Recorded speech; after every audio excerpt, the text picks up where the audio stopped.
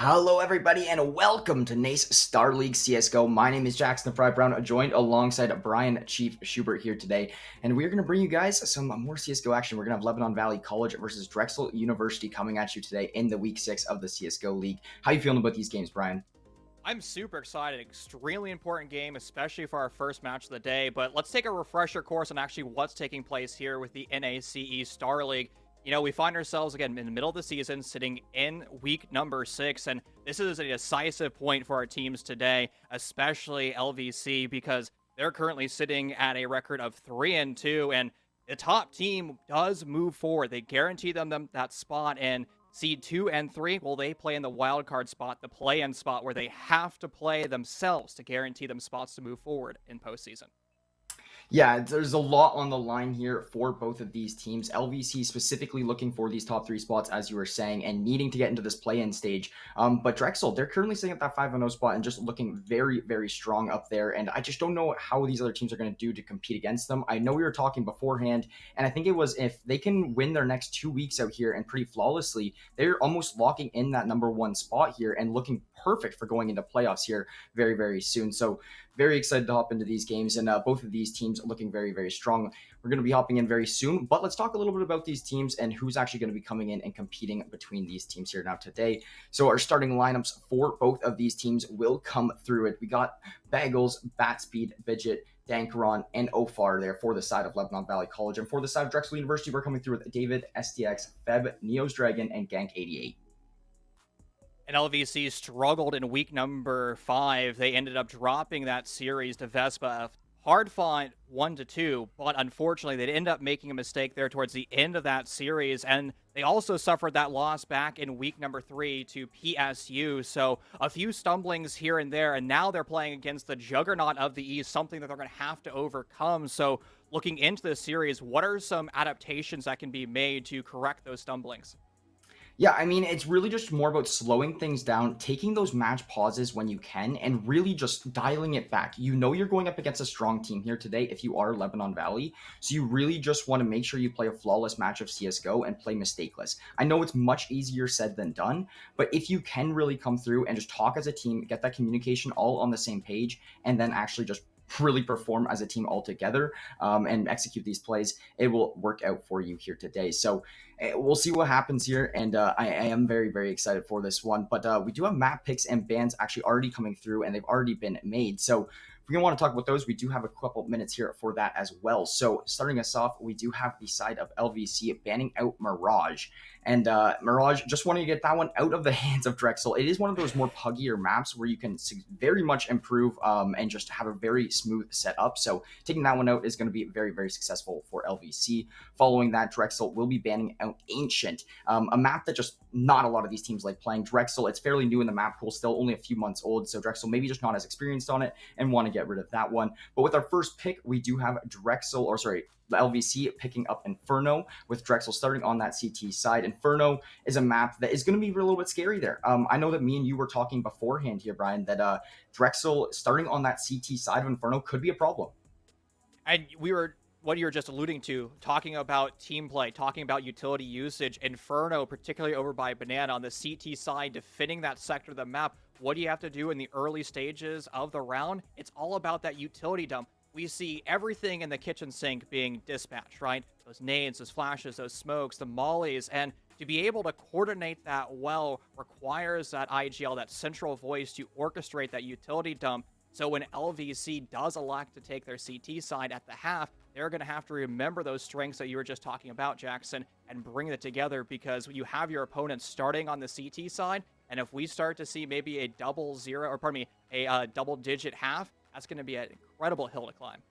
Yeah, if you're LVC, you cannot allow a double-digit half to come through. I mean, if you do, you're hoping it's a 10-5 or an 11-4, something that's a little bit more workable if you can win the following pistol round on your CT side. But it's going to be interesting to see how things play out on that regardless. But moving on, in our map 2, we will see Drexel with their first pick, and that's going to be on to Dust 2. LVC will start on the CT side of things for this one, but Dust 2 is very similar to Inferno in the sense that with all this team utility and all this team play, could work out to be very, very successful. So that's a more standard standard map. Dust 2, everybody knows, and everybody knows and loves it. So, I mean, maybe not loves it, but Loves we it will as a see stretch, that. my friend. Yeah, okay, loves it is definitely a little bit of a stretch here for that one. But we will be seeing Dust 2 come through in the map 2 pick, and with it being picked by Drexel, a team that's 5-0, I'm very confident in the maps that they're picking. And I think this what separates Dust from the other maps in the pool is the lanes and the coordination that you have to take that map control right. Let's talk about double doors. And we know how difficult it is if there's a scoped weapon in play, the op, the scout. Well, how do you break it down? Again, it comes down to that discipline of utilizing those smokes in an effective manner to push in through cat. And the same thing can be said if you're coming out through upper tons. How on earth do you break the op in play? Well, you have to have those good lineups. You have to have those good flashes. And once again, comes down to that central IGL. How are you going to orchestrate your troops to utilize that utility to soften up the CTs to be able to break those sites? Yeah, that's exactly it here today. So Vertigo and Nuke will be banned following that. LVC and Drexel both taking out those, and it is going to be Vertigo going out from LVC, Nuke going out from Drexel. So those are a little bit more maps that are kind of more intricate to play. It takes a lot more experience as a team and a lot more of a team comp. So I feel like with these being collegiate teams and players getting cycled through so consistently with students graduating, new students coming in, and collegiate esports is growing the way it is right now, I really do think that Vertigo and Nuke maps that are more inconsistent with teams that with less experience together, I do think that it is nice to take those maps out of play. And then the third map will be resulting in overpass, as that is the decider. We will be having a knife round to see who will be starting on the CT side or the T side of that map number 3. But overall, the overpass is going to be another one of those maps that relies heavily on team play. I mean, all of these maps will do that, but I think that the CT side, whoever wins that knife round, is going to have such an upper hand if we do see that map 3 come into play.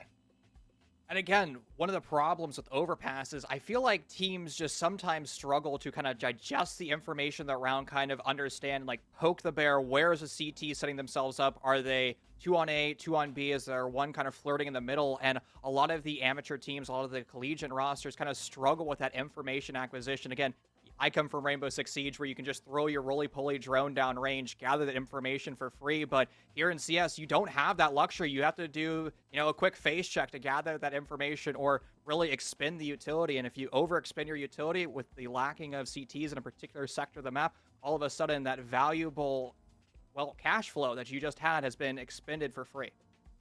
Yeah, that's exactly true there. And I'm very much going to be paying attention to economy today, because that is something that the side of Lebanon really has to worry about, right? If you let the side of Drexel come through with a very large CT side economy, it's very hard to knock that down, because then they can lose 2 rounds in a row and still buy. You can't let that happen right now for Lebanon. So we will be hopping this game in a few minutes now, with everybody just readying up in the game lobby and whatnot. But yeah, the economy going to be a huge factor for these two teams, like you were just saying. I think that the T side, it is nice that you can get those AKs, get your armor, and get everything for cheaper. But here's the thing: you have to always get that head armor, because the A1S can one-shot you in the head, which means like you have to make sure that you can get all of that armor as you can. You're spending more money in that regard, and the fact that the CT side with Drexel, a few round wins in a row, and you don't have a whole lot of money for yourself, and they're stacked up and rich.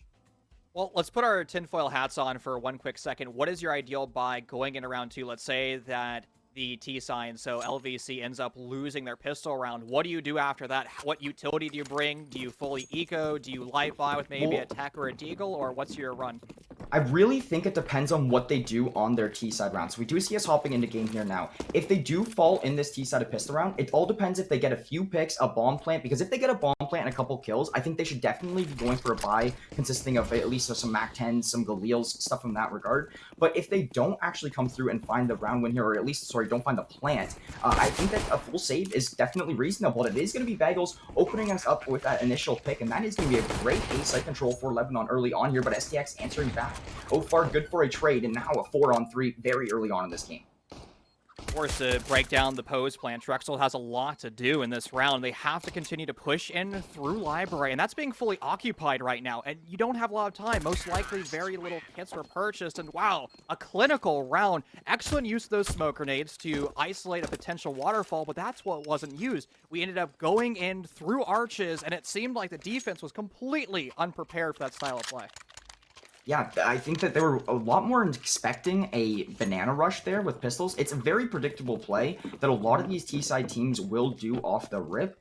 And no, it was just a full-on, very aggressive A because if you're not going to go down banana, you're most likely going to play a little bit slower of a time over towards apartments and over towards A. And that is just not at all what the side of LVC decided to do. It was just a full-on rush, a full-on sprint over towards that site, but a big nade will come through. Ofar, Batsky, and Bagels, I believe, all getting tagged down for LVC, and that is Big T with the initial kill, though, despite all the damage being dealt to his teammates, and that is going to be another player advantage gained here for that T side.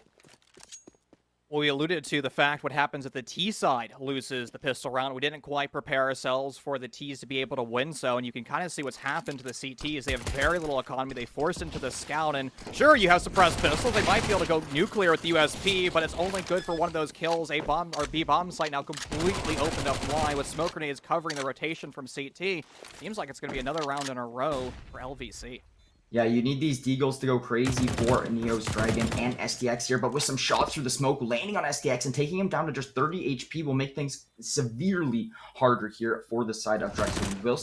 You will still see Dragon pushed up, and you will see a kill come through for the side of Drexel, but all these trades are in. We're actually in a 2-on-2 here. Now the UMP was going off for Fabrice. He has to find Batspeed, but Batspeed will shut it down, and that is going to be another one for LVC to take a 2-0 advantage in this game, a multi-round advantage. However, we do see Drexel forcing up on the CT side there, so they don't even have that much money. It's going to be another pistol round looking to come through for the side of Drexel, where Lebanon is going to have 2 AKs, an SG, and a MAC-10. Like, their buy is looking very, very sturdy right now. LVC is on a good run. And that's the opportunity cost of Drexel bringing out the UMP, the scout, in the previous round. They're trying to guarantee that they ended up winning round 2. Unfortunately, it didn't go quite in their direction, and now they're going to force to kind of grab at the dregs of their bank account. Deagles are enough to find those good headshots, but if you're being run at by a MAC-10, all of a sudden the one tap of the Deagle becomes quite cumbersome to deal with. And LVC off to another strong start, the 3rd opening kill in a row. Yeah, the first bloods are severely helping them here in this game. It's obviously going to be a little bit easier against these pistols here, but no trades coming through. That's going to be Big T. Good for another kill for the side of LVC. Gank finally trading things out. Now he will have an SG as well. He has a player trapped in the corner here. This could prove to be very successful. Drexel, he doesn't spot him out. The flashbang not going to go, and we do see the kill coming through. But on the other side of the map, LVC gets a kill and full A site control. It is now the plant coming through, post plants coming into effect, and another retake having to come in for Drexel. Gank does have an AK to make this one a little bit more workable for Breeze with the Deagle. Now, the big question is here, do you try to save this AK or do you go for this round? It looks like they are going to be going for it here, and we do see Gank. He is going to be the player to watch coming through lane side. Man, that's a huge gamble when you have armor and that AK in the Deagle, but that's not going to matter. And unfortunately, my friend, the gamble doesn't pay off. You sacrifice the armor, you sacrifice that stolen AK, and the roster that finds themselves 5-0 so far against LVC, they may have found their kryptonite as they find themselves 3 rounds down. Yeah, that is the importance of a pistol. I know me and you were talking a little bit about it here before we were actually live here tonight on how important pistols can be in games. And 1 pistol round win trailed into you finding 3 rounds in a row. Huge success here for the side of Lebanon. However, Drexel coming in with a buy. It's going to consist of 3 A1Ss, an M4, and that op. So David on the op is definitely going to be something we're going to have to keep an eye on. And there's the first blood going over in the side of Drexel for a change. And LVC is going to have to answer back and find a new opening. However, lots of damage has been dealt over to, I believe that is Neon Dragon for Drexel. I think he was lagged by an op, and he's tagged down to, I think it's 4 HP.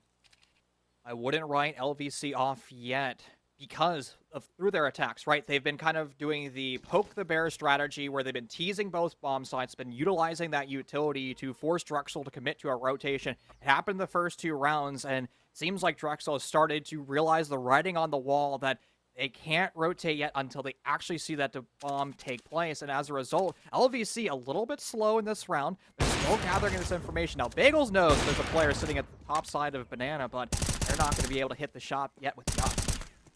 Yeah, not quite yet at all here now. It does look like everything is going to be collapsing in over towards this A bomb site as David will be good for 1. It's now going to put this into 4-on-3, but some more trades are going to come through, and this is going to be 2 for the side of LVC. Numbers have been evened up. SPX will find one from Pit. Batspeed coming in very aggressive, like killing out Secret, and it leaves it all up to Gank here. Now rotating from this B bomb site, Big T and Batspeed are going to initiate the plant here, and Gank is just on the backside of this smoke. He has a flashbang in hand, being able to use it if need be, but this hold is just so good. The crossfire is there. One player in pit, one player on site. If he has to find this player on site very soon, but this is just him hiding. A molly comes through, so the location has been revealed. He finds the first. He almost finds the second. Stop shooting. Oh no, now pre-firing in pit, but will lose the gunfight. It all came down to him thinking he had the kill, but it just wasn't the case. Once again, Drexel's going to crumble in the round. Another valiant attempt at the retake, but unfortunately that one flashbang was never deployed to break up that 1v2. And sure, you're able to find one of those players left, but it wasn't quite enough to break that round. Again, Drexel's been so close across the past 4 rounds that we've seen, but they've been unable to quite cross the finish line. And even LVC losing the opening duel for the first time throughout this series, they're still able to bring it back. Yeah, that is going to be Bagels. Another first blood pick. However, the Deagle of Gank will find 2. That should not be allowed, but it will. And it's now going to result us into being a 2-on-2. Big T does have control of this B site. Rotations are looking to come through from David and Fabrice here now. Both of them are going to be coming through this CT side, but Big T is getting aggressive on the play. Bangles watching the flank from Banana side, but nobody will be over here. It's all going to come down to this church side location with Fabrice spotting out the player, and that is the kill for the side of Drexel. Now, probably anticipating this player is on this backside of the site, just waiting for this bomb plant. He has an op, but Bagels does not have a lot of HP to help him out on this fight. David and Fabrice pushing in. The first pick will be there. Now a one-on-one. Fabrice with full HP. The smoke will be massive. He's going to hop the bomb, trying to miss an op shot, but it's an AK in hand here now. Fabrice hops off the bomb, actually, and is now going to have to go find the kill, but no, Bagels will shut it down. 5 in a row for Lebanon. What is happening? Lebanon is coming through and making some massive plays. It's a masterclass so far, Jackson, of how to attack here in Inferno. It is just a constant stream of information. Even in that round, it was kind of the YOLO style of rush. There was sure a Deagle there to greet the initial players, trying to flood out through Banana, but it wasn't quite enough. Drexel right now, they're just crumbling underneath the pressure of LVC, and so far they've been unable to break it down. Another full buy being brought out, but we've seen what that has happened in the past back in round number 4. No fruits were picked then, and, well, maybe the story will continue there as LVC a dominant performance so far. Yep. David will be tagged down early, trying to go for an aggressive op peek, but will not be rewarded. Never mind, now he is. That is going to be Big T getting taken down, pushing up into Boiler there. Opar also will take some damage to his name, so Drexel moving up, having that player advantage once again here, and finding a first blood for the second time in this game will retreat them. There's still a lot of players over towards T-Ramp, and STX will find another kill. Banana control looking to get made, and that is going to be a nade landing on the gank. This is full B-side control. Nobody is here right now for this side of Drexel. Rotations are going to have to come in. It is a player advantage in their favor. Neos is going to get a big molly to slow down the play. Now LVC going to have to worry about that. Molly hasn't been able to slow the planter, and the bomb has now gone down. You have one lurking over into church. That's going to be Neo's Dragon, and he gets greeted with a free kill for him.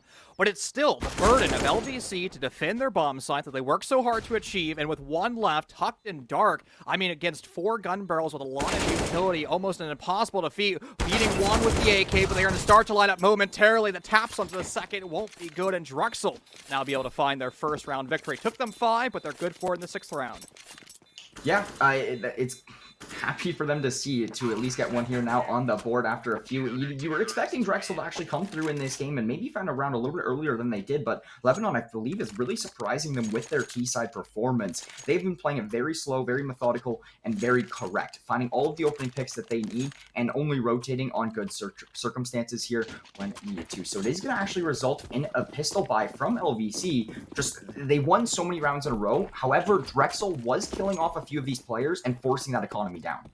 You know, going back into round 6, kind of the change there for LVC was the lack of trades. Been flawless on it so far, and once again, it's being demonstrated as they're unable to trade. They're able to get one kill with the Deagle through the smoke at the cost of 3 of their teammates, and a beautiful Deagle headshot trying to rectify the unanswered trades at the start of round 7, and continue to tap away, my friend, but nobody from the offense is anywhere, part of the defense is anywhere near that position. No, it is going to be David falling back on the op side now, knowing that he doesn't really have a whole lot of support over on this A side. It's mainly up to him, but he is covering a lot of this mid section right now. There is going to be a little bit of players still focusing this banana position, but we do have STX ready to hold any sort of push. And honestly, this Drexel defense might be looking a little bit too strong against these final 2 pistol players, as that is going to be STX finding Bagels, leaving it all up to Big T with a Deagle and a Dream here, essentially. I don't know what he's really going to be able to do with it. He is going to be, I believe, up in apartments there, just trying to play it nice and slow. through and seeing if he can find any sort of frags. There is going to be a player down in the pit. Neos Dragon spotting him out, jumping through, and he will find the kill. That is now 2 unanswered for the side of Drexel. Great job by Drexel to be able to break down that Deagle round, but it's exactly, Jackson, what we'd expect from that round. Honestly, I have to applaud LVC for understanding their economy, right? We saw players saying about the $2,000, $3,000 mark, and they kind of had to decide, is it worth completely neutralizing our economy going down to 0, or should we do a light buy and try to get away maybe with a free round win, maybe some stolen rifles, and now with that save round in place, well, they can fully buy out, and they're already demonstrating that with utility trying to cover top banana. Yeah, Gang has a really nice hole in that smoke, but Fabrice will be the one to find the first blood for Drexel here up in Long Haul. And that is another one. Drexel was really getting hurt on the first blood very early in this game, but they have significantly turned it around since then, with now 3 of those going in their favor. It is going to be Basti, the one to fall. However, Ofar does spot a player, and that's a nice headshot. Will take down Gang, and that is now going to even up the tides. And nobody else was on B, so we will see an immediate rotation come through from Neos Dragon to come and try to defend out here. But it's not looking too welcoming, as there is a lot of players coming over here, smoking off this CT side. Will block off David's off angle. Now, a lot of this play is going to be on a Dragon to limit this control. That was a missed opportunity from LVC. They had an avenue into the bomb site. They was completely unoccupied, and their slow play has allowed the CTs to start to rotate back. Far doesn't yet know it. There he is spotting out one, but he's going to only be able to get a trade as Bagels had fallen throughout the endeavor. Hey, look what's open right now. A's open, but where is the bomb? It's too focused over on B. You have to hightail it out of there, get out of that position as soon as possible. They'll go for a plant. I think right now LVC has no idea that there might be still a player rotating over into Arch, as confirmed by the pistol, though. Yeah, it all comes down to this. A 1v1, and they are both looking to collide over towards this backside of A. We actually have David coming in here very, very quick. If he can get a nice little quick peek right as soon as his bomb plant does come through, it will come through. A smoke will allow this player to clock out, and he's actually going to spot him through a hole in the smoke. What a big play from Big T, and a perfect smoke. That is what did it. It was a one way that really Library couldn't spot him out. What a beautiful job from LVC to turn that round to back. They suffered the opening death in that round, and they were looking like they were stalling out. It looked like they missed their window of opportunity to push into B, but it was their ability to realize, you know what, we kind of messed up our B execute. Let's go back to our drawing board, and let's make the assumption that everybody has rotated over to the B side. Let's try to push in through B, and uh-oh, same thing can be said. There's a flood through Banana, and right now LVC is able to clean it up. Yeah, the Deagle well-being flashbang will find one, and just the change of tempo has just changed significantly here in this round. It's going to be them flying down Banana, and it's been rewarding. That's going to be all 3 players down, only losing one of their own, and now resulting it to be into a 4-on-2.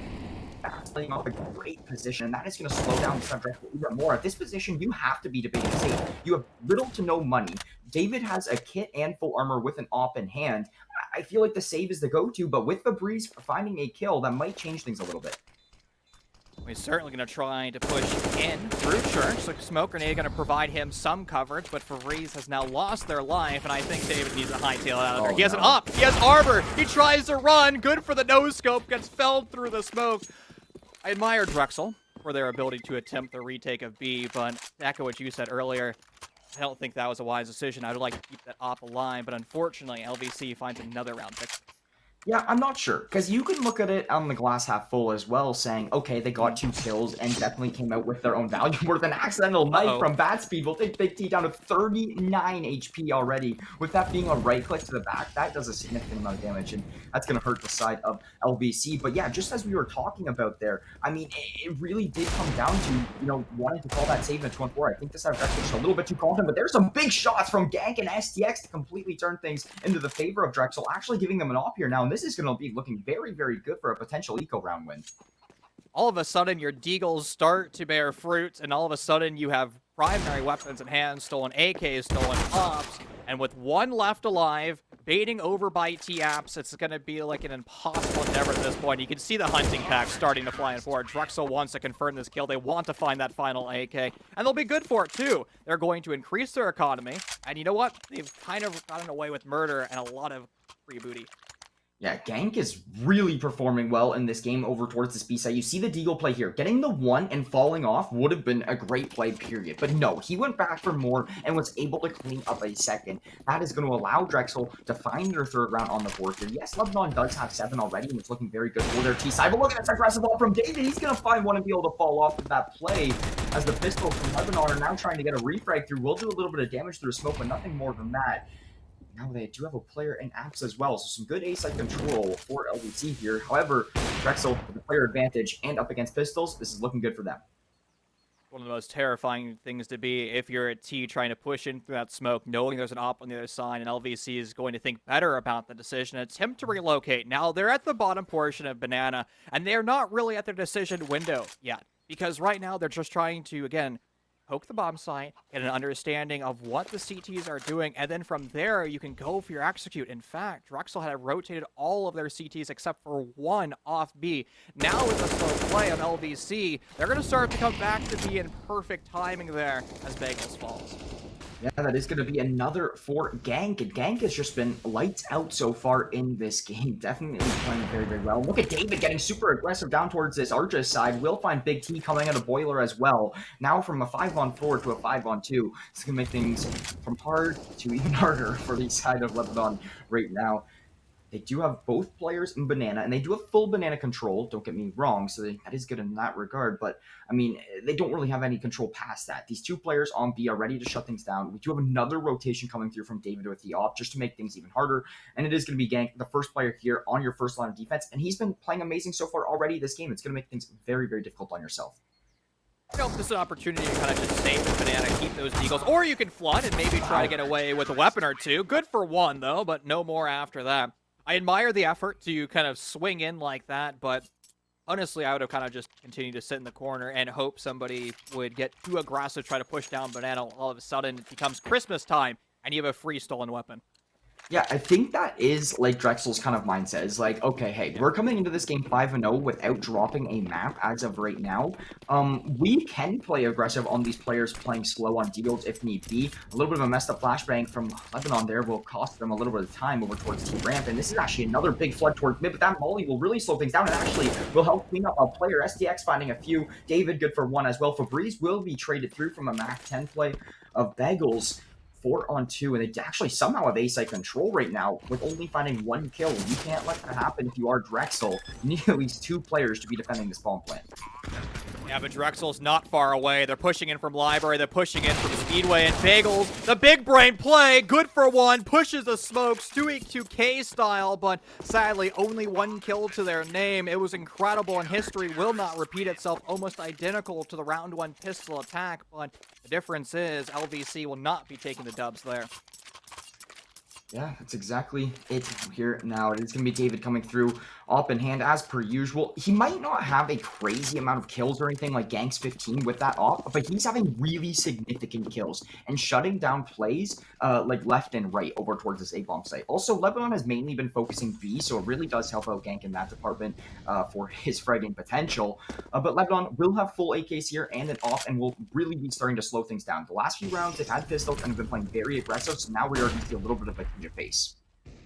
LVC allowed to stretch their legs into this round, but they're playing it slow. They're doing their homework. They're doing their due diligence, making sure that they have everything in order before they go for a push. The molly is going to deter their pressure in through Banana, but the smoke grenade is going to stop that. Hello! Good for 1, good for 2. Neo's Dragon finds the most important kills in the world. That's the op now down, and LVC is going to have to start to scramble. Still have the bomb, and that's a good thing, and they're now going to go straight to A. They realize that they've been compromised in bat speed with another kill. That's the first trade of the round for LVC. That's a really good read from Bat there, actually, just getting that player coming up right behind him. STX will catch a player from Boiler, actually getting aggressive on the swing. He is going to get the spray transfer. He should not be allowed to find 2 like that, but he will do so. That was now a 3-on-3, put to a 3-on-1. Bat speed will be good for his 3rd kill in this round, on pace for an ace, but the bomb is up in long haul, and he has to go retrieve that. Both players are up there, and both players are watching over this bomb. With only 35 seconds, it's only a matter of time. Bat speed hopping up, goes for the initial peek. Nobody going to be there. Coming through, running into the first, does so much damage. 1 HP! 1 HP is left there on Gank, but Gank will find the kill, and that is going to be round number 6 for Drexel.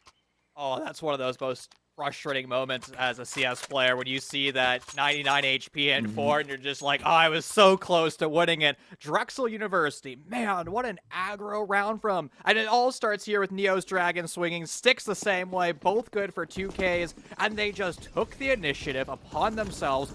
They swung for the fences, and they hit home runs. Well done to Drexel, and they're moments away for tying up the series, but Big T has something to say about that. Oh, they all line up for him, though. Perfect trades. We find ourselves 3 apiece.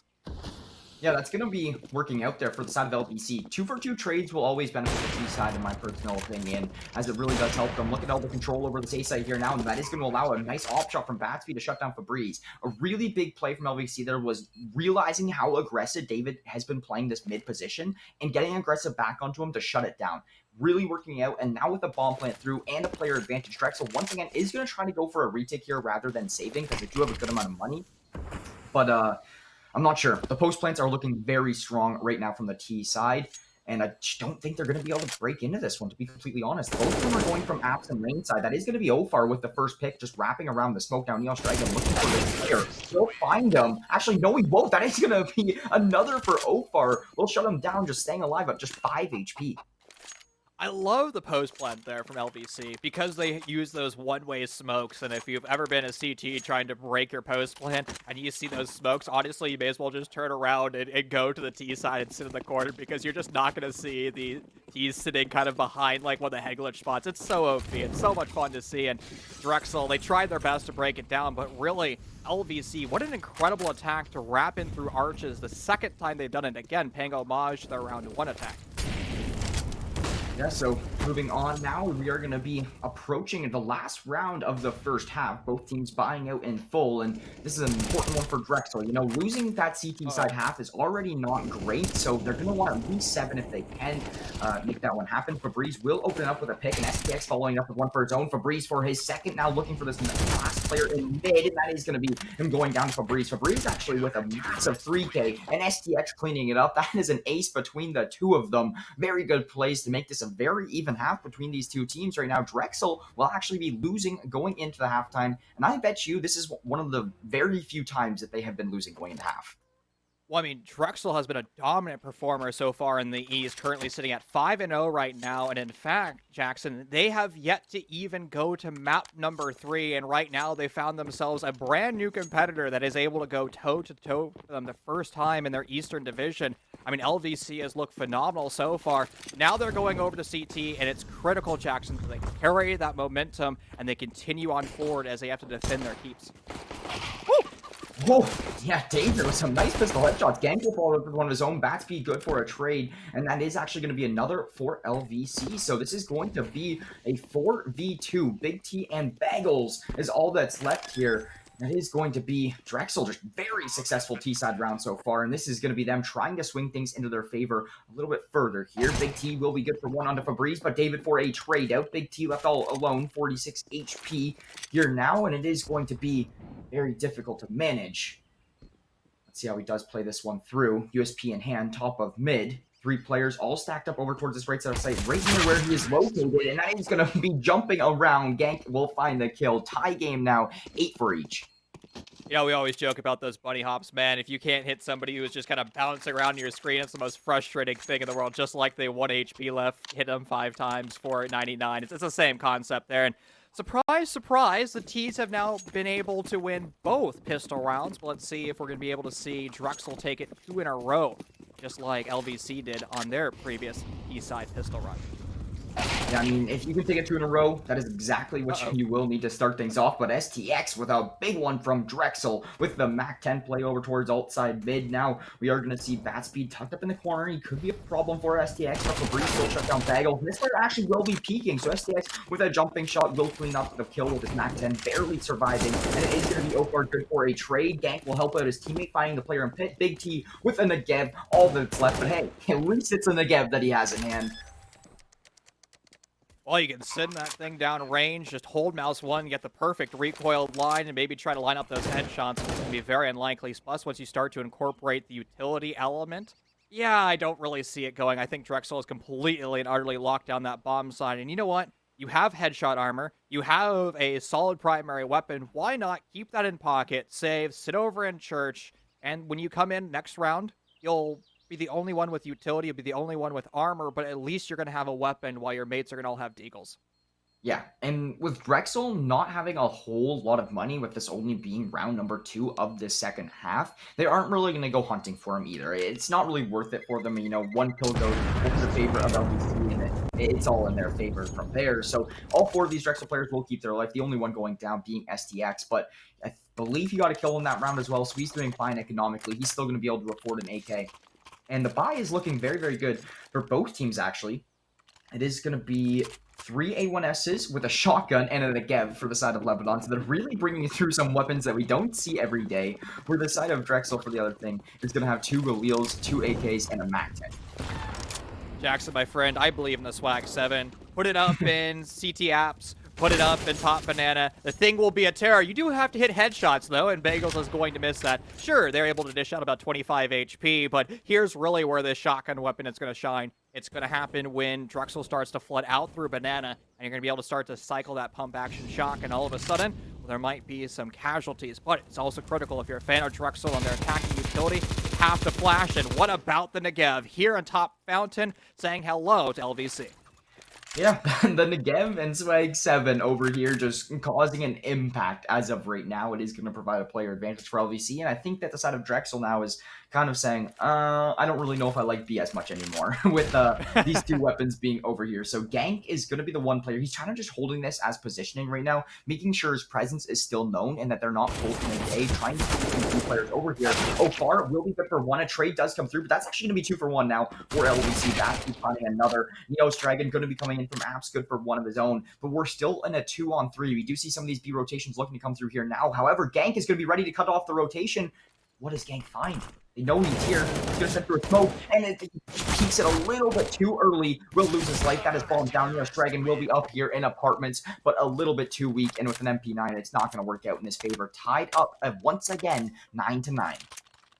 LVC was a critical round for them. They had to win round 18 there. They had less than $1,000 going into the exit of that round, and with their ability to not only defend B, find the bomb rotating over to A, I mean, they're able to pocket a lot of extra cash, and Drexel, their strong pushes on the pistol rounds of T, what fumbles as soon as their opponents gets full rifles, and right now it's not a strong start as well as they're going to be taking the burden of the opening death, which Drexel has been suffering a lot throughout this series.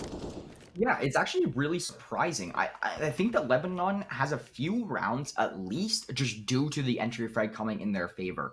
I'm surprised. I think that Drexel's coming into this one a little bit too overconfident, and they're going for these very aggressive swings despite even last half when they were on that CT side. They're still going for a lot of these aggressive plays. I just don't know if I really am a fan of it right now, because if you look at the scoreline, it's 9-9. Lebanon is definitely working out with their first bloods. What do we have going on over here between Fabrice and Gank? We're going to get a boost jump out through. And oh my goodness, it's actually going to work out perfectly. They find both of these players. Bagels will trade out 1, but it is going to work out very phenomenally for Drexel. And that is going to be a player already sitting in tree, ready to cause CT rotation. They're not expecting him here. He's good for 1. He looks for a second. Fabrice will find it. Shuts them all down. Fabrice is good for 4. Fresh and breezy. What a round for Drexel. They suffer the opening death, but they're able to leverage the Tower of Terror to break down top Banana, and from there they storm on forward. They take a fighting position over a tree, and the round just absolutely crumbles for Breeze. A beautiful entry from them, a masterclass on how to click heads with the AK. Yeah, that is, if that doesn't provide some momentum for Drexel, I truly don't know what will. That is going to be a great play, just pushing through CT, not even allowing any sort of contest to come through. Now a nade will tag down Big T, already tagged out to about 70 HP. Everybody does come through with the Negev once again. What is with him and his Negev? That is going to find another kill, but will catch someone off on the headshot, and that is now going to be a 4-on-3. And I believe that is going to be the Negev player down to just 3 HP, not making things very, very easy on himself, as it is going to be a player advantage in the favor of Drexel as well. And you still have a Negev with a diffuser, full armor. That's going to be a step in the right direction for LVC. But Jackson, let's be real, 3 HP and a Dream. You're going to be finished off by a Glock, after all, when everybody has AKs. So it's an even worse time, and Drexel has perfect position. They're about to start to flood out through the waterfall portion of A. And it seems like LVC has no idea that their bomb site is compromised. In fact, they may as well be in Narnia, because they're nowhere near A. Yeah, we do have a player just stacked up in this pit corner. I believe that is Batspeed, just waiting to come out. There's actually 2 of them up there. I didn't realize they were on a boost. So now one of these players looking to just push through the smoke, actually. Just getting very aggressive, B-hopping through, but Neos Dragon shutting that play down before it even started. And it is going to allow... We do see the Negev with the kit full armor a save here once again. Batspeed probably going to look for an X-Frag or something, just trying to play a little bit more aggressive and trying to take on one of these rifles from the side of Drexel. But so far, this is looking like round number 11 for Drexel here. Jackson, are you Team Negev? I 100% Team Negev. I'm more of a fan of the Swag 7, though. I'm more of a Swag 7 guy. So, are we saying that LVC in the next round continue their Negev domination and then also Swag 7? Oh, I would love to see another one come out. I would love. It would be a dream of mine right now. But we will see the buys actually come into effect here. Now, the money isn't ideal. Bagels might be forced down onto a SMG of some sorts or something in that regard. It is going to be full rifles once again for the side of Drexel, so no concern over there. It is going to be an MP9 for Bagels, joined alongside 2 A1Ss, an AWP, and a Negev. And honestly, at first I was like, okay, Big T coming through with the Negev, being a little bit trolly, but he's had a lot of success with it. I'm so heartbroken not seeing the Swag 7, but you're 100% right. That Negev has just been a terror, and honestly, as long as you're able to defend your pushes, it can work out fine. The MP9, though, it's not going to be able to do that as all, as LVC is going to suffer the opening death. Drexel now with top control of apps, and an avenue to go into the bomb site if they elect, but right now they're actually going for a split push right now. They're trying to keep LVC on their toes and keep them guessing about the push, but the op shot rings. So far, LVC has yet to fall for the bait. Yeah, that is going to be a good one coming through there. There will be Batspeed finding it, and Febreze will take down Big T. The Negev, the dreams are over for the Negev, and it will be shut down over towards Fountainside on that B bomb site. But it is actually Febreze quick for a rotate. Look at this. LVC wants to completely rotate off of that one pick Febreze just had. But Drexel's like, we're still heading over to this A bomb site. And now this is going to be a little bit of a problem right now if you are Lebanon. If you're STX, you're just looking to make your way through here very, very quickly. Look at that. He jumps through the waterfall position, finds the player through the smoke. 4v2 here now. Another one for Febreze. Febreze is just on a tear as of lately. Making another one, finding him in library. Febreze is shutting plays down before they even begin. Febreze is just nasty, a gnarly player with gnarly mechanical skill, but I was actually concerned there for Drexel. I thought the rotation in A was just a smidge slow because we saw LVC start to rotate back into A. They started to take their foothold over into Library, and from there, the smokes from Drexel landed right at the optimal time, and, well, LVC was unable to return back into their bomb site, and Drexel was able to put that bomb down, and now they're once again kind of starting off that same mentality, and, well, man of the hour is once again back with the opening kill. LVC now suffers another death, and where on earth does this pushing come from? It can come from every single possible part of the map. Yeah, it's Febreze, just another beautiful entry frag, and that is going to be the cleanup coming through as well. Now approaching the 13-round marker is Drexel, up by 4, and Lebanon is going to have to find an answer here soon because their CT side isn't been working out too well. Drexel has been leading this half. I believe that is now 6-1 this half. Yeah, it's really going in Drexel's favor. So Lebanon, they have to find some sort of answer back. They have a buy here. They actually have a double off for the first time in this series. So let's see if it can provide any value.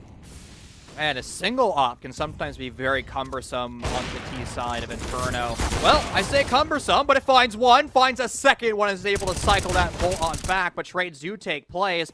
LVC, though, they had a good start, but they're still continuing their trade, 2v2 apiece, and emphasis still being applied over towards the A site. Molly goes out, forcing the player away from Arches, straight into the gun barrel for Breeze, and now Big T, who's been running that Negev, is going to get smoked in the process, trying to defend their bomb site of A. Well done, and an aggressive stance by Drexel. Okay, Fabrice, we see you, man. You can slow down the play. Like, we get it. It is going to be him now at 25 and 15, and that is going to be the op on David with the Swag. other four members going to be having AK-47s here. Shotgun from Bagels coming through. There it is. Yes, just as you were saying, But Brian. I'm no so Negev. happy. Yeah, no Negev, but Oh. hey, at least we're getting some variety. And I will say, that Swag 7 has worked. If you're, like, hopping in chat right now, stop trolling with the Negev, stop trolling with the Swag 7. No, they've found kills before. They've actually slowed the push. LVC is actually returning to their roots and returning back to weapons that have worked for them. In fact, the A1Ss have paid less dividends than would be desired. I think we've seen that play a few times today, Jackson. The jumping headshot, and, well, surprise, it's failed every single time. Yeah, Gank is just reading it like a book. As soon as those players jump up and just peek their tiny little heads through, it is quickly shut down. That is going to be 2 players already falling here for LBC. And it seems as if Drexel is kind of coming back to their roots here now, playing their aggressive playstyle, playing their confident playstyle with it working. It is now going to be a few rounds in a row. We do have a couple trades coming in. That actually is going to turn the tide to a 3-on-3. You for Lebanon to really make an impact, and that's Ofar. Good for another. He's gonna try to find the ball player, shut it down. Looking for the third, gets so much damage onto David. Only 10 HP left to his name. In a 1-on-3 with an off, it is gonna be very difficult. It all starts with one, but the Molly will do it, and that is a 10th round for LBC after being down in a 5-on-3.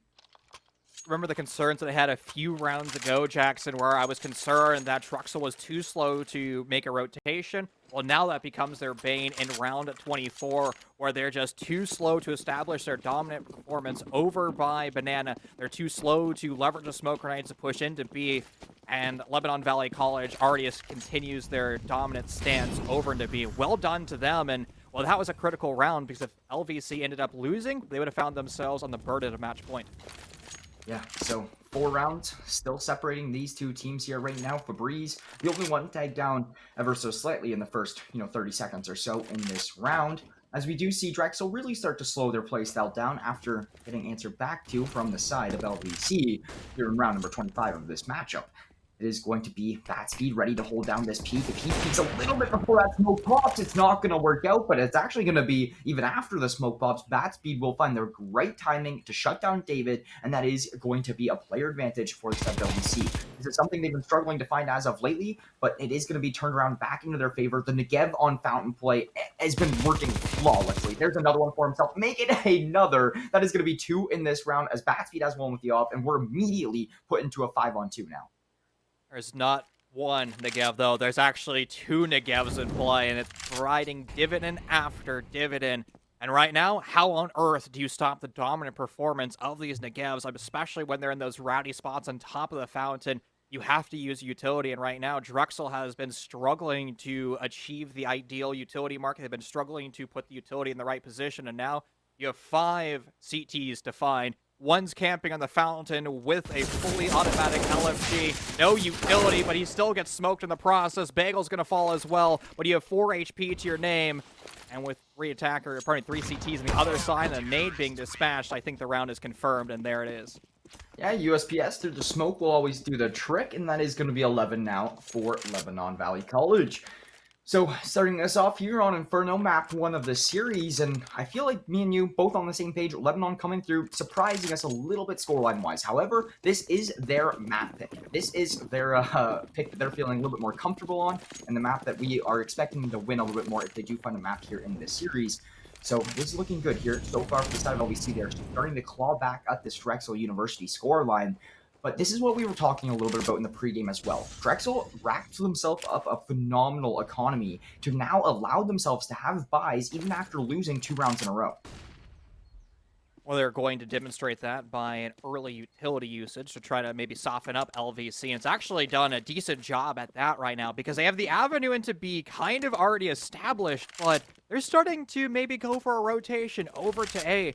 And we saw this out of LVC when they're on their T side, trying to be as unpredictable as possible, trying to force a rotation early. And right now, LVC is definitely not falling for that bait. They're keeping themselves very calm, cool, and collected like cucumbers on that B side. One of them falls, now it's Big T, the last one over here. He's calling in for reinforcements. A smoke grenade to TC is going to die in that rotation. All of a sudden, Drexel has a perfect avenue to sight. Gank has been so good at playing these close rotations. He's going to find himself another kill onto the offer being bat speed. Now, Gank, they have to worry about him because he can come through the backside of the church no problem. Look at this player. He's just heading him out on his back. This is what we were talking about. Yes, Gank on will answer back and trade things through, but overall, Gank gets tons of value, puts it to a 3-on-2, and burns a lot of time off the clock here, as it's left up to David STX and Neil striking the shutdown tank on an OFAR. They are looking to make their way into the site. They do have kits, so it is good for them in that regard, but that is going to be the first kill looking to go in favor of Drexel, and the second. That is now match point achieved, 15-11. Dominant run there for Drexel and a great use of their utility to crack open that bomb site. Match point now earned. 3 rounds to guarantee a victory in regular play, and with the dominant performance there, I think they've almost guaranteed that. Plus, look at the side of LVC, forced to absolutely buy. They've brought in out 3 A1Ss, an op, as well as a scout, so that's, again, that kind of grabbing at straws mentality. You have to do something, and it's a stance through the middle portion of the map that finds David, an aggressive swing, and it's good for 2. Yeah, that is a great start for Lebanon to answer back after losing their round, putting things into a 4-on-3. Yes, you do lose Bagels, but it all works out in the end of the day. They are looking to find this 12th round. Big T is actually going to find a lot of good damage here as well. Going to tag Gank down to 68 here, and should help Dankron find the cleanup, and it does. That is going to be 1 kill going in his favor. Make it a second. Neos Dragon, all that's left, trying to come through, finding the trade. Puts it to a 1-on-3. Some shots through the smoke will find another. Now leaving it to a 1-on-2, but he only has 12 HP left. Going up against an op doesn't matter as much. We'll be seeing Batspeed does pick up an A1S. I would recommend it if I am Batspeed right now. But Neos Dragon still looking to hold from water with an AK in hand. Op still in hand of Batspeed as well. A boost coming through.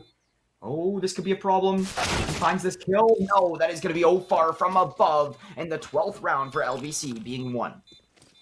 What a brilliant way to break that 1v2. Far too often in Collegiate, I find myself saying, especially with a team with a man advantage like that, they struggle to play together as a team. They struggle to kind of synergize those last 2 players to be able to push out and kind of leverage your strategy and leverage the map. It was demonstrated perfectly there by LVC. They didn't crumble under the pressure at all.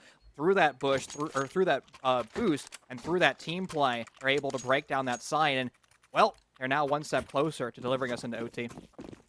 It's still 3 more rounds, and I think the big thing right now for Lebanon is to just take it round by round. This is going to be one of the bigger ones, though. If you can win this round, you actually eliminate the economic advantage that Drexel does have, and they are going to be put onto a position where they don't really have a whole lot of money for a buy, and that could easily put you onto a 14th round win and inches away from forcing an OT as Batspeed. Aggressive off angle down long hole, will find one, looking for a second, find that as well, looking for a third. That is a nice little shot there, and so many kills coming through, leaving it all up to David. 1v2, Big T and Bagels are here and ready to rotate. It is going to be a bomb plant allowed to come through. Now, David, what can you do against these 2 players from the side of LVC?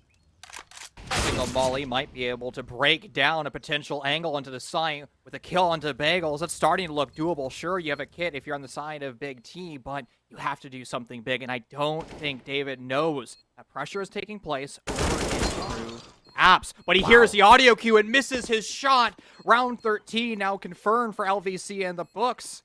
Yeah, and you're going to retrieve your op? Yeah, he's going to need that op there. So, helping out the economy. They don't really, surprisingly, how many rounds LVC has won, they don't really have any kind of money at all. Like, even then, I don't even know if they're going to be able to get a full buy here. That's a problem with CT side, man. Like, you can win rounds, you can click heads, you can win gunfights, but sometimes you find yourself like in a perpetual state of being broke. Like, you're always buying out to your limit. And the worst thing comes when you're in this exact same scenario. You have the burden of breaking down match point, and you're kind of just, well, grabbing at straws. The Negev is being brought out. And normally I would say, Jackson, oh, the Negev, you know, it's kind of an operator that's a Hail Mary. You need something, but the way that LVC has been using the Negev, I actually think it's a wise buy for them, and, well, might be a full-on rush. Yeah, it's a rush on the pistols, but not a successful one, as it's all left up to Gank and David here. And they are going to be on the back line with the Tech 9, and I believe it was a Mac 10 in the hands of Gank. So David now trying to find some sort of a kill, but that is going to be Big T and Bagels cleaning the both of them up, and 14th round win for LVC. So it all comes down to this here now, Brian. Drexel wins, and that will be a game one ending in regulation going in their favor. You have Lebanon Valley College winning this round, and that is going to be forcing OT game one of our doubleheader tonight. I think that would be a great start to the evening if we do see it come through. So LVC, now the pressure's on.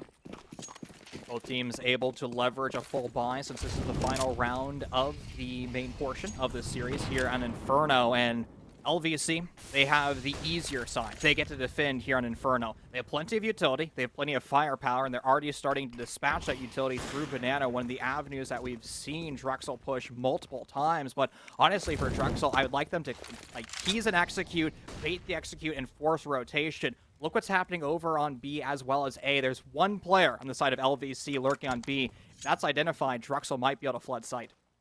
Yeah, it does look like they are going to smoke off CT. I think just trying to bait rotations in, but actually maybe not. Hank is actually going for a full-on push. He will find the player on Fountain, and that is the only B player going down. We do have some rotations on the backline for LVC, but not a whole lot. This is looking good for Drexel. The smoke, though, is going to come down a little bit too late and will help find Big T a kill. 4-on-4, pretty even health between both of these teams. It all comes down to this. The rotations are coming in for LVC, and I mean, I don't know. Drexel, they have a good position here, but look at this. We do have another player being STX wrapping all the way around to Banana to come help out his team.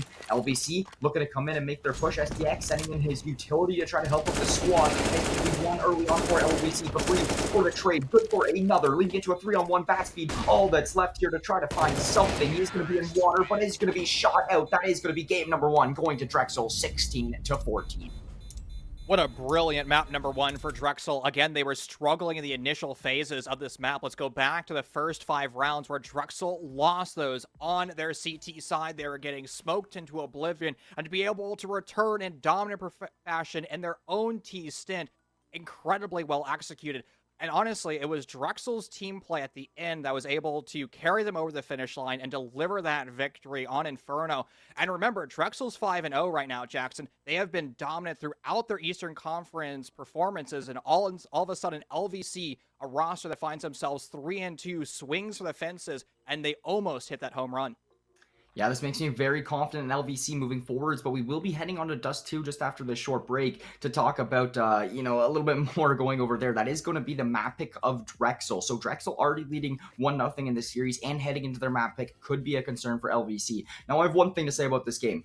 The whole time Febreze was popping off, all I could think about was just squirting some Febreze here for you guys, because that's an honorary. That's honorary for Febreze, man. That is it needs to happen for him. The Febreze need to be brought out, but we are going to be sending this one to a quick little break here. Before we do, carry on with Dust 2 in just a moment.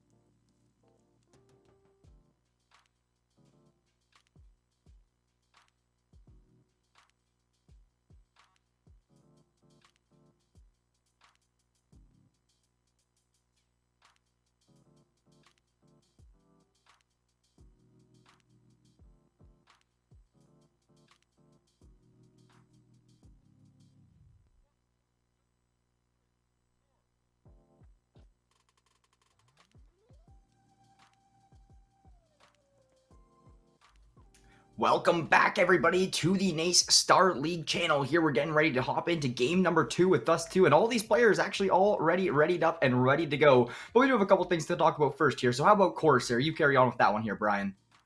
Corsair is a leading global developer and manufacturer of high-performance gear and technology for gamers, content creators, and PC enthusiasts.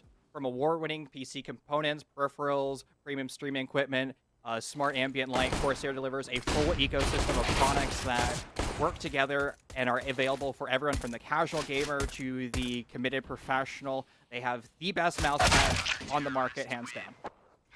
Yeah, best mouse pads on the market. You have plenty of them in your I house. have like So 8 of them. big Corsair supporter, but that is going to be round one, already done and dusted. Lebanon Valley College will take it and have a 1-0 lead with another pistol win. That's actually their second pistol win already in the series out of the 3. Again, LVC seems very dominant on those pistol rounds. They seem very confident. We were talking about on Inferno, they seem well versed on their own map choice because they're very comfortable in that map choice. And they also seem very comfortable bringing out those sidearms and dishing out the pain and suffering. We unfortunately see that once again on the side of the T's. We're forced to do some shenanigans as LVC flies up and tries to take out multiple players. And OFAR actually good for 2. Yeah, we are left in a 3-on-3 here now that Dankbron will find a scout headshot through the wall onto Fabrice there. We'll put this one now to a player advantage in the hands of Lebanon once again. And Big T spotting a player down towards Xbox will be Neos Dragon falling. And now leaving us to the 3-on-1. David, he's been a big player in this series as of lately. Let's see if he can continue it with this Deagle play. Does not look to have any armor, any utility, just a Deagle and a dream. So at least it's a Prince Stream Deagle. That should, give him $1 million or $1 million extra, damage if he clicks those headshots. But yeah, I think this is going to be a difficult round, and it was already geared up to be that difficult round, right? You brought out your Deagles, and you're kind of just grabbing at straws. At least you're able to find a MAC-10 or a P9. I couldn't tell what he picked up there, but the A1S sitting close quarters, bat speed, kind of wraps that attack up, and well, Drexel on their own map choice. A little bit of stumbling here and there, but now they're going to be able to go for something closer to a full buy. Actually, not a full buy at all.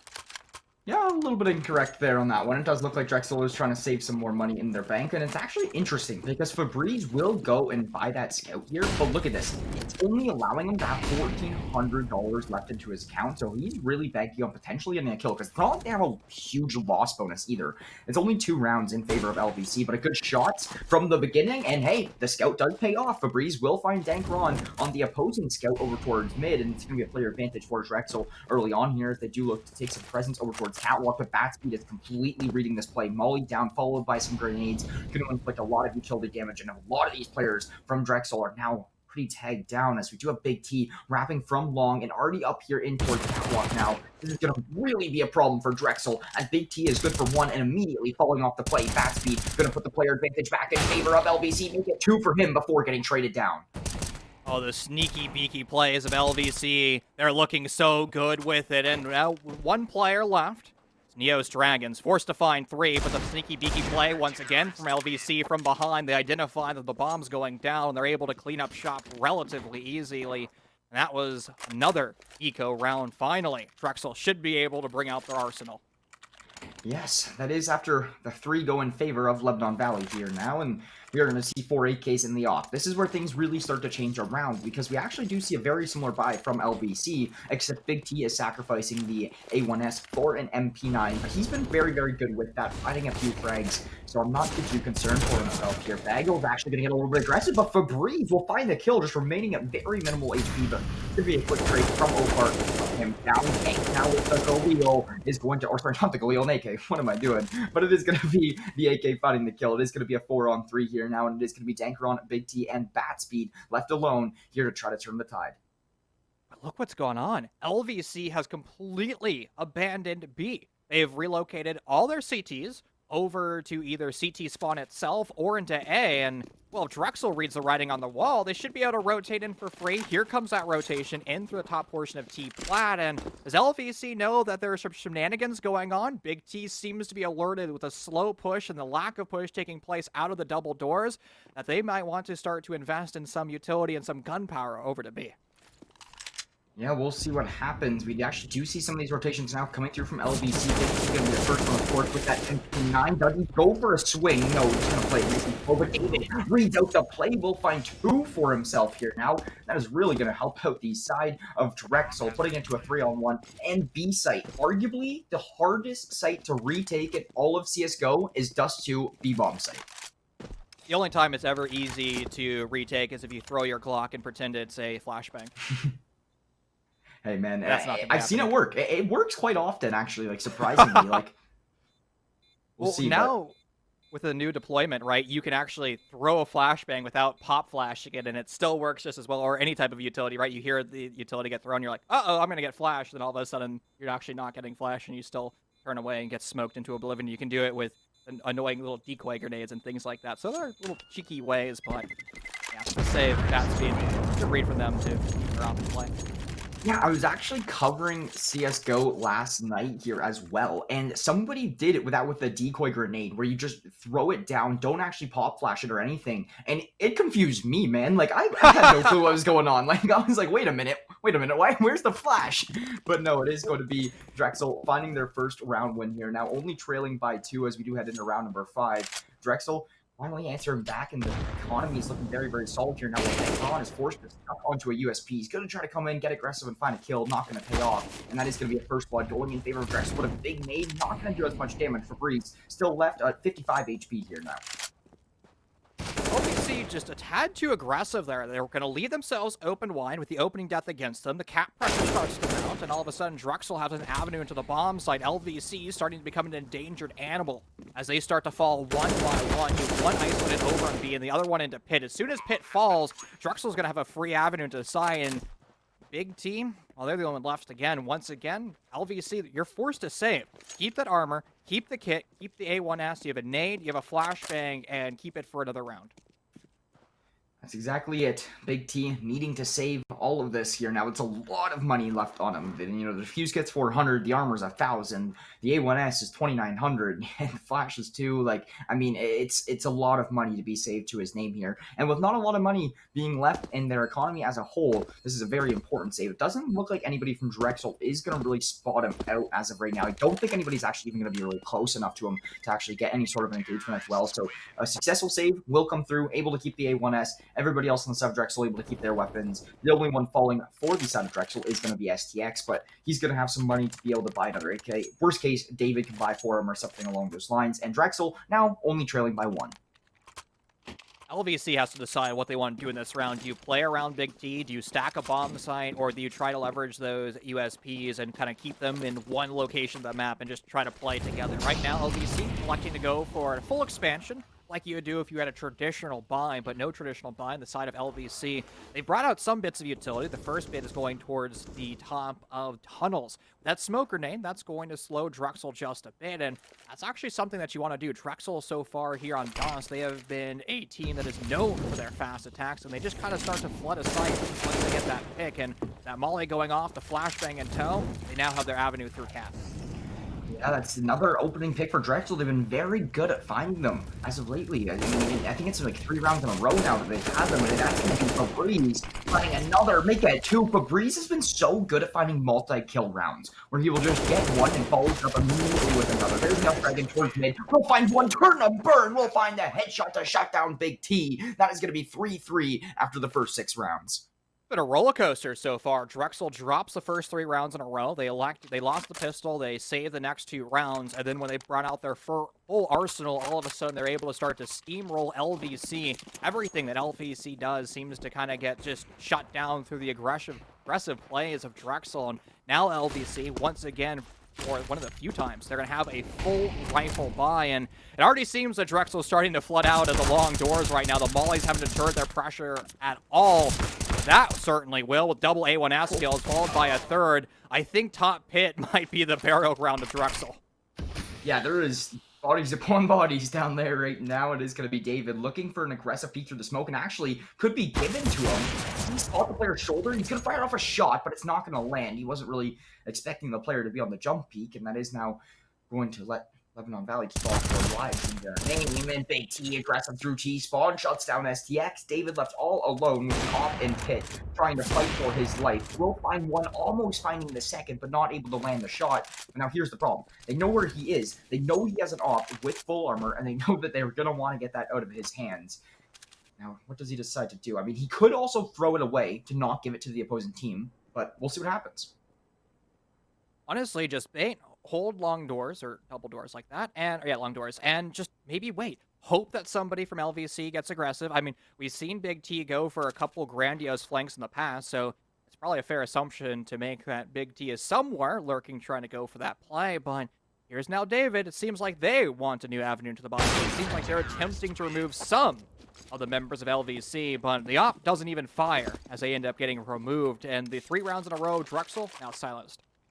Yeah, that is going to be Lebanon answering back and shutting them down. It is going to be a good buy looking to come through from them as well. But Drexel, they did rack up a good bit of change when they did actually win those 3 rounds in a row. So they will be able to still get an absolute full buy. Full utility, full armor, full weaponry, yeah, everything that they need here to do around. They actually threw a hole in the smoke trying to find some shots, but only a few landing. Ofar tagged down to 74. Big T setting some utility in towards upper tons. Nobody really going to be home for Drexel, though. And that is Fabrice with a smoke towards mid, trying to allow these players to cross up into Xbox. But Gank actually going to take it from below. He gets aggressive and finds Dankron. Gank is doing things that he should not be allowed to do. Now Neos Dragon looking to push in the B, runs into the player in the corner. Will find it down. That is B side wide open. Uh-oh, fully compromised now. The bomb will go down for free, and then now LVC forced to retake their own site. As you mentioned earlier, Jackson, this is one of the hardest bomb sites to take here in CSGO into that post plan. And it's not even going to be attempted right now for LVC as they rotate over to the pit side of the map that's over towards A. And I think right now they are going to realize, hey, we have an op in play, we have a FAMAS in play. It'd be in our best interest to keep that utility, keep those kits, keep that full armor, and just kind of allow Drexel to take this free round win with the back swinging next round. Yeah, so does Ofar. Batspeed left all alone here now, and both of which are being tagged down. Ofar will fall. Fabrice is looking for another, but Batspeed will find the immediate headshot, shutting that play down, trying to keep the op to his name. Now, will anybody else try to show him some love over down there in pit? It doesn't look to be so. They actually are rushing as fast as they can. A volley will come through. That's going to force him up, and he's actually going to lose his life. That's going to be NACE Dragon with a big kill. No op allowed to be saved for Lebanon, now tied at 4-4 once again.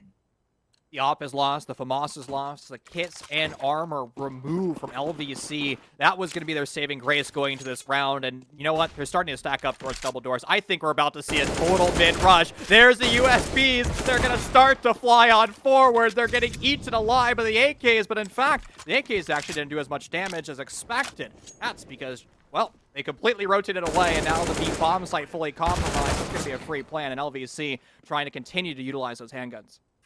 And so Dankron, Batspeed left all here alone. They do have an AK now, though. That is a big game changer. But the thing is that I said it already just a few rounds ago. B site, nearly impossible to retake. So you're going to see, I believe it is Dankron running for his life, trying to save that AK here now. Batspeed trying to find a kill and maybe find an AK of his own, but it's not going to go. David will find him with the op. Now Dankron way over on the other side of the map. He's looking like he's in a fairly safe position. You do see Drexel going hunting. I just don't know if anybody's going to be able to make it in time to actually kill him out. And if they do, Dankron has a pretty good lineup. How unfortunate would it be if LVC lost another one of these saves where you just try to sit in the corner and perpetually exist? I think he is going to be able to live. No, I jinxed him! It's the caster curse. Oh, that's heartbreaking. I'm so sorry, my dear friend. Another save foiled, and LVC will not carry any weaponry into the next round.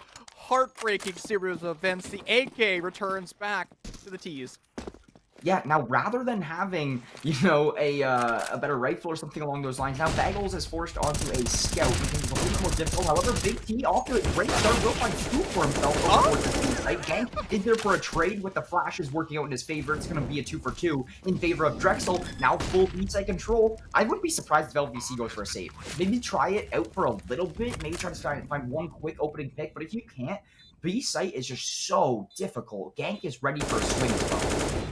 Yeah, but LVC has attempted multiple saves now, 2 in a row, and they've gotten smoked in that process. You know what? Try something different. Well, they do try something different, but they get absolutely obliterated.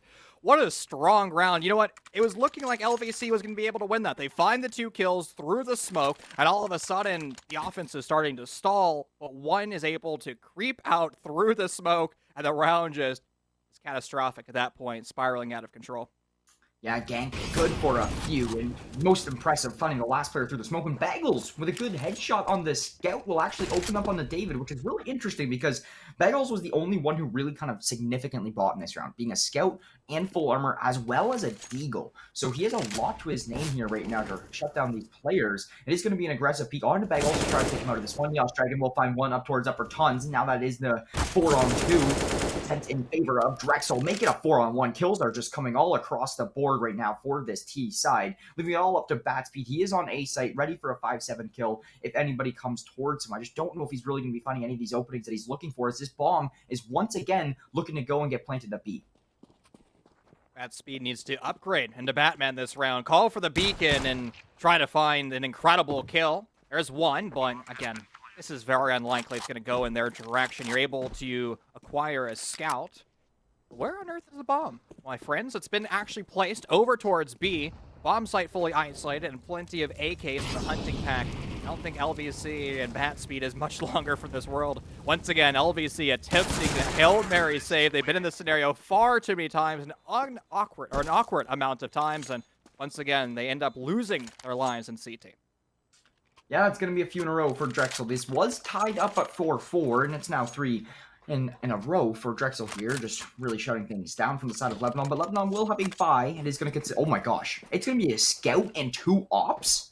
Okay. A lot of scoped weapons, a lot of bolt action weapons coming through. It's going to be 2 A1Ss going alongside it, but I'm really excited to see how these scoped weapons are going to perform here now on this side. Bagels, he's actually going to hit a collateral, so that is going to really help out Ofar with only having to put 1 bullet into Febreze and putting this to an immediate 5-on-3. This round could actually work out to be very successful for LVC. David trading out will shut down one of them, but that is not one of the offers. Now that is going to be Batspeed falling and make this one a 3-on-2 as Gank will find one on the other side of the map. LVC, you were in a 5-on-3. It's now falling apart. Well, this is an atypical buy from LVC, and the gamble is just not paying off. The triple bolt action rifle setup. Well, there's still one left. That's Big T, who has now the burden of finding 3 kills with that weapon. And the avenue into A has been well established. Utility in front of Big T is not actually going to deter him from his position. He's actually able to find another kill, but again, A has now fully been compromised, and I think we're going to see Big T hightail it out of the CT section of the map and try to just continue to have that op exist in another portion of the series. Yeah, we do see Neos Dragon completely rotating and come out of his teammate David go and plant this bomb. Cross has been smoked as well, and just so much util was still left to David's name for him to use to be able to just hold down this A site till Neos Dragon made it over here. Bomb plant will get activated and it will get planted through. They know he's down in CT area here now. A flashbang will follow that, and he is just completely pushed off the angle. Smoke will clear. David finds the kill, and that is now 4 unanswered for Drexel, leading the half and actually guaranteeing themselves the halftime win as well. LVC has started to struggle here on the CT side of Dust 2. They've been unable to put rounds together. Their economy seems to be perpetually broken. They've been running atypical strategies with the triple bolt-action rifle in the previous round. The gamble didn't pay off for them, and now they're forced to go with a sloppy buy, as I like to refer to it as. We have an A1, we have 2 A1Ss as scouts and Eagle and a 5-7. This is a Hail Mary round, a grabbing at straws, and sure, LVC finds one, but they get immediately traded. Yeah, so the big thing, though, is that Ofar is also very much so tagged down. Bagels and Big T not with the really ideal weaponry here in this one, so Drexel will still have a nice upper hand on this round. David just trying to molly out that corner, seeing if anybody will peek through, but nobody really went home. And actually, Neon's Dragon will spot out Bagels, trying to find a cheeky little angle through this bottom side mid doors, and it is going to result in now a 4-on-3. Dankron, Big T, and Ofar left all alone to try to play this CT side. Spotting out one is Ofar, will take down the player towards long. Dankron will follow it up with one of his own, now from a 4-on-3 in favor of Drexel, now to a 3-on-2 in favor of LVC. LVC has beautiful positioning over an A. You have one on the actual bomb site proper, utilizing that head glitch over by safe. And now you also have one sitting blue car. Swing with the op. We found a kill here before, but he misses the first shot, cycles the bolt, and finds it through the car. Now that's going to leave the player in the head glitch exposed. And it's a tandem swing. All of a sudden, the bomb site is completely exposed. The bomb can start to rotate into Psy, and Big T, kind of the flank player on the side of LVC, once again has to go huge. Jackson, they've been in this scenario before. They've been forced to break this bomb site in the 1v2, and sure, you have an AK, but you're going to have to hit your shots. You're going to have to control that spray, and they're unable to do so. Another round, and LVC is going to continue on stumbling. Well, he picked up that AK there, but didn't actually reload it right away. He was like, okay, it has like, 13, 14 bullets in it. That could be enough, but it wasn't the case. And he will actually lose his life just due to running out of ammo during that fight. And it is going to be now 5 unanswered for Drex. So I make that almost an opening pick for David. I swear he hit that shot, but he will hit that one. Before getting traded out from Bagels on the A1S play, some aggression towards mid. SDX is looking for it, will find the kill. However, Big T shutting down another one over on the other side of the map will result us being left into a 3-on-3. Big T tagged down, but so is STX. So a lot of players weak out here in this field right now. Still a 3-on-3. And that actually is a bomb plant coming through. I didn't realize how much control of B site they had. And there's a large lurk, too. It's a large amount of area of control. Gank's going to find one, but they immediately get traded. And now you have Breeze, one of the best players that we've seen inside of Drexel. They've been standout, good for one, but they're unable to break that crossfire. That's going to be a nice defuse for LVC. It's a critical round for them, and we saw them struggling, and finally, their curse has been broken. Yeah, it works out well in that matter. It is going to be their first round in the last 6 here, going to favor, all due to Ofar with his nice little 2K in that round. Big T also doing a lot of big impact throughout that one. But Drexel, the big thing is that they've still guaranteed themselves a minimum of a 9-6 half going into the CT side on their map pick. So they still have a lot of things going in their favor right now, and especially if they can close out this round, it will be series changing. That is going to be the side of Bagels going down very early on, and Drexel finding that first blood is really not what you like to see right now if you are from the side of LVC, trying to get as close of a gap as you can before going to half. If you're LVC, one of the worst things to hear in the world is double ops firing straight at your position, especially near double doors. One finds the opening kill, the other one starts to maneuver the pressure over by the blue car. Dangtron, a gamble to push in through the smoke, trying to do their best impression of Stewie 2K. There it goes, but read in perfectly by the Tech 9. One player left against 4 in the post plant. Jackson, my friend, it's going to be a Hail Mary and an impossible round to break down. Big T tries their best, but the 1v4, a little bit too much for them. A 5-10 half.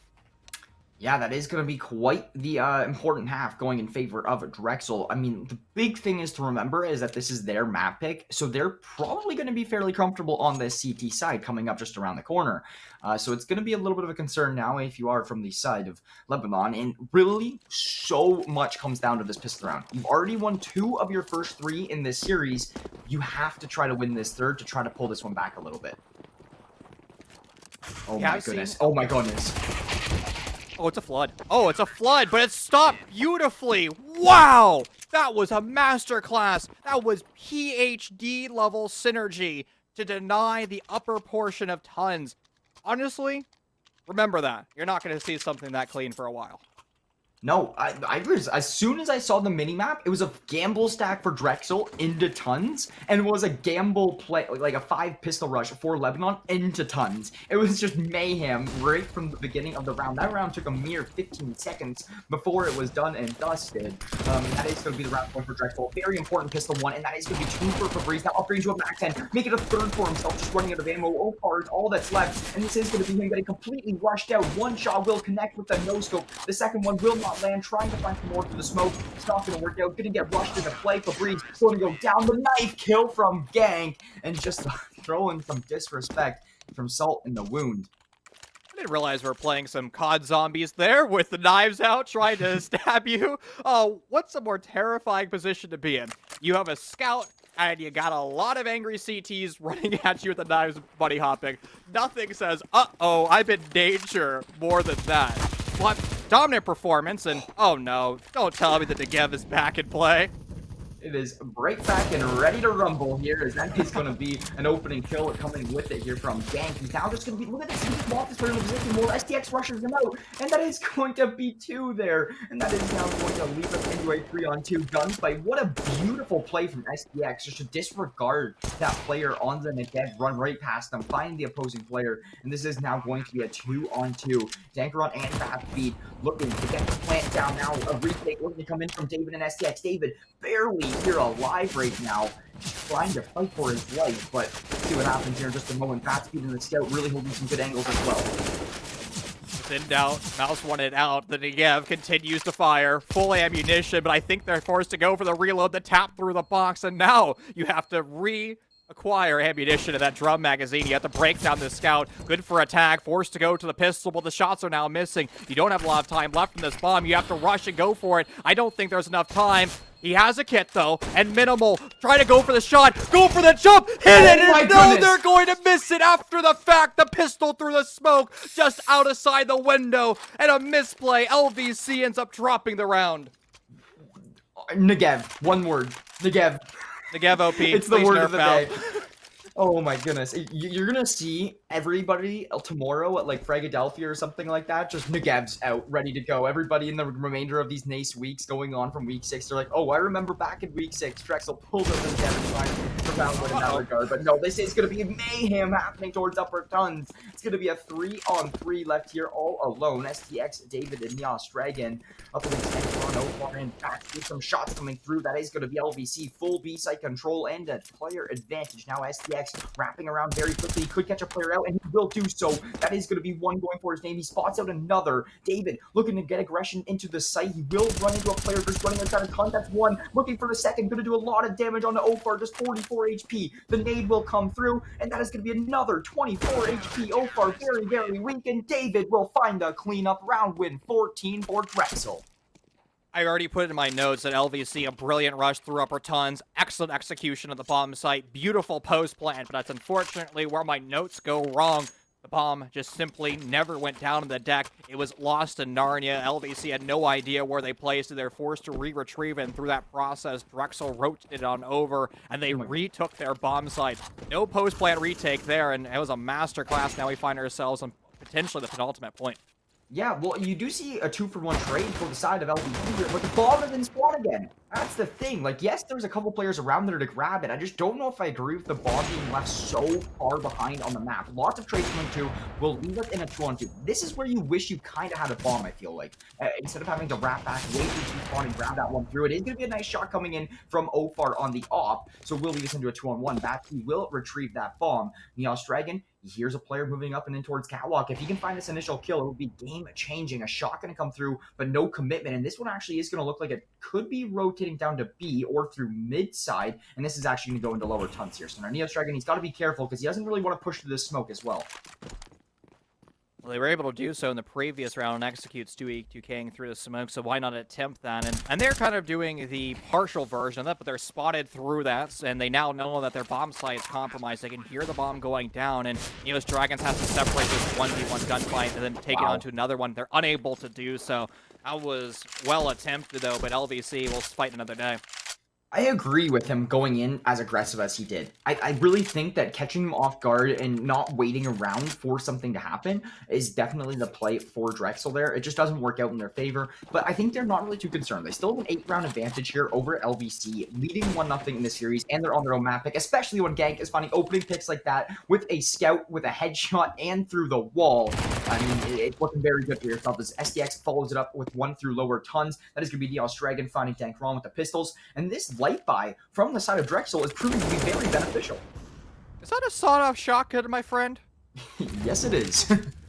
Interesting. Incredible. You don't see that thing every single day, but we've seen some gnarly weapon choices from Swag 7s to Negev, so I guess it's only a matter of time till the sawed-off shotgun finds some impact in this series, but unfortunately, it has been lost to the wind. It's currently down on the deck, not going to be retrieved because the other members of LVC, they all have strong weaponry. We have the op in play. We have an 8K in play, and now you have to use that weaponry to break down that bomb site. You also have plenty of utility. It's that smoke grenade, the HE grenade, and what about beautiful mechanics? Yeah, beautiful, beautiful mechanics here for sure. It is going to leave us into a 2-on-1. Gank left all alone here. Big T and bat speed. Be looking for a peek, and that is going to be one good for Gank. Now left in a 1v1. Bat speed on the site. He will bait out a plant. Tries to bait it out once again, but is now going to go for the full commit on it. Gank is going to be pushing. He's in real close to the pistol. Swapped out the head. However, it is going to be good for Bat speed. Will shut it down at close range. Another one for LVC. They're still in this series, Jackson. They're not ready to give up hope yet. They're going to try to prevent Drexel from getting to match point as long as they can, and so far throughout their endeavor, they look very strong at that, and Drexel realizes the writing on the wall. They've made a few mistakes, and now they're going to have to, well, save. They're going to have to try to keep as much money in pocket, and the only thing that we see being brought out are these darn deagles and 1 bit of armor. Darn deals for sure. It is going to be an opening kill coming through, and actually a few more. Gank and Neos Dragon Febreze all finding their respective kills. The pistol's working out so well. That's a flawless round. What the heck here, Brian? That has just worked out perfect for Drexel to put them on match point and series point here on Dust too. What on earth happened? I don't I know. sneezed for 1 second, and it was a save round for Drexel, and then it was a round victory for Drexel. It was like they just called in an airstrike, and boom, everybody's gone from LVC, but LVC finds themselves in one of the worst positions possible, and Ott finds the opening kill. Again, this is match point, series point. A roster that is 5-0 is looking to push themselves to 6-0, and LVC, a critical series for them. They have to win it now. It's all on Bat Speed, who's not going to be able to land the shot. LVC gets packing home in 2. Yeah, it just worked out perfectly for the side of Drexel. That is going to be a 2-0 series victory here now over the side of LVC. And honestly, no complaints all around if you are from the side of Drexel. Yes, you got forced down onto a 16-14 victory, almost in overtime in game 1, but you did clean it up very dominantly coming through in game 2 and will continue to keep the flawless map record going forward here in the NACE Starleague. I mean, an incredible performance. We saw Drexel make a few stumblings early on. They were struggling to establish themselves on Inferno. They lost those 5 rounds in a row, but really the strength of Drexel is their ability to come together as a synergized team. And even if they're on an eco round or a full rifle round, it's their ability to simply play together as a team. Honestly, one of the things that we look for in Collegian is what I refer to as like the one mentality or the one-minded mentality or the hive mind mentality where everybody looks like their teammates. They look like they're on the same wavelength. Far too often, we see 5 individuals on the pitch. Today, Drexel, they look like one cohesive, beautiful unit. Yeah, they looked a lot better there on the Dust too. It looked like they were really, like you were just saying, cohesive. The best words to describe it there. So looking very, very, very good there in that regard. So I mean, there's just no complaints all around, right? I mean, every works out. You're advancing now to an even more positive record, and it all just works out in the end of the day. So we do have a little bit of things to talk about though before we do head this one to a break. Before we hop into our game number 2, and this is going to be the LLS Hero of the Game. So this is going to be LLS is making an impact in the cancer community, which includes 7-year-old Nathan. In September of 2019, Nathan was diagnosed with high-risk T-cell lymphoma, and after the amazing support of his doctors and nurses, parents, older brother Grant, and his twin brother Justin, Nathan got to ring the bell to signify the end of treatment in March of 2021. Nathan and his brothers love video games, and they were exactly what he needed while he was at treatment. Zelda, Minecraft, and Mario Kart are amongst his favorite games. In fact, his family started a foundation that hosts Mario Kart tournaments every year to support organizations like LLS. Nathan remains in good health and happily becomes a brother to his baby sister Faith this summer. So congrats over there to Nathan. Very happy for you over here at the NACE Starleague side of things. And alongside Hero Nathan, we recognize the LLS Hero of the Game as the player that made the biggest impact in the match played, whether it was a clutch play, a sacrifice, or provided strong leadership when it mattered most. Today's LLS Hero of the Game is going to be Gank from the side of Drexel, making just such a phenomenal impact throughout this series. Gank definitely earns this nomination. I mean, they were just the impact player of the day. I mean, they made so many superhuman plays. They were able to stop down so many aggressive stances. They were able to turn the tides of completely unwinnable rounds, it seemed. And again, that just goes back to the hallmark of Drexel being that dominant force in the East. Yeah, it all comes down to that. Gank was kind of like the one man on that there. He was running the show kind of. You can see the offense kind of running through him a little bit and making those aggressive plays. Febreze and David there for some phenomenal support alongside the rest of Drexel, just making some really, really big plays in that whole matchup there. And I really wonder how good Gank was over there on Inferno as well. But with that being said, let's talk about Gunner Optics here real quick. It is going to be the Gunner Optics, which is going to be the pioneer of blue light glasses and #1 in gaming here. Gunner's unique lens technology combats digital eye strain and blocks harmful blue light. That's the Gunner difference. Digital eye strain is caused by staring at a digital device for too long, causing headaches, dry eyes, blurred vision, gritty eyes, etc. Blue lights from digital screens does not cause digital eye strain specifically, but it is scientifically proven to disrupt sleep patterns. The science equals digital devices emit harmful artificial blue light that disrupts melatonin production and in turn negatively affects circadian rhythm, the body's natural sleep cycle. With poor sleep, we enter an endless cycle of headaches, poor cognitive performance, and memory loss. Highly recommend blue light glasses. They're the best things in the world. They keep my eyeballs intact. 10 out of 10 recommend. Yeah, I definitely got to get my blue light glasses definitely a lot more around here. So maybe I have to go and check out Gunner Optics there and get me myself a pair. But with that being said, I mean, I don't think we have too much left to talk about here about Drexel and LVC, but we do have another game coming up here right after this. So why don't you talk about that one for a minute here, Brian? Well, it's going to be a change in pace. We're going to be switching over to the coast. We saw a East Coast representative earlier. Now it's going to be the Battle of the West Coast. It's Guam University, but versus Colorado School of the Mines, a engineering level school, and I'm really eager to see what that's going to bring. Ladies and gentlemen, please do not go anywhere. Keep this Twitch tab open. Back with you in a minute.